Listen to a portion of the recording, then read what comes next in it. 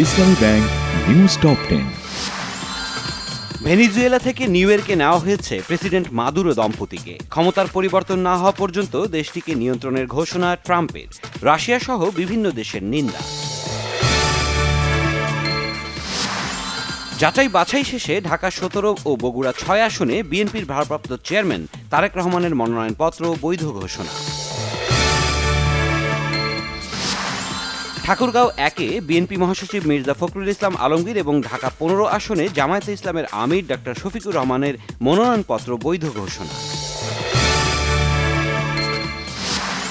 জনগণের ভোটে বিএনপি ক্ষমতায় গেলে সকল নাগরিকের অধিকার নিশ্চিত করা হবে বলেছেন দলটির ভারপ্রাপ্ত চেয়ারম্যান তারেক রহমান।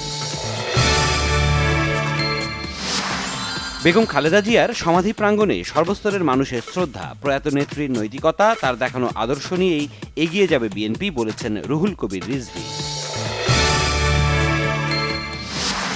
দুর্বৃত্তদের গুলিতে যশোরে ওয়ার্ড বিএনপি নেতা আলমগীর হোসেন নিহত, এলাকায় শোকের ছায়া।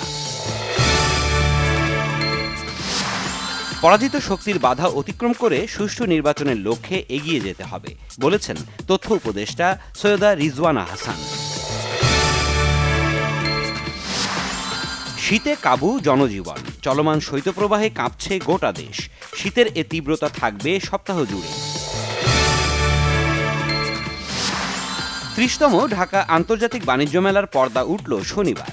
পূর্বাচলে বাংলাদেশ চায়না ফ্রেন্ডশিপ এক্সিবিশন সেন্টারে মেলার উদ্বোধন করেন বাণিজ্য উপদেষ্টা শেখ বশির উদ্দিন।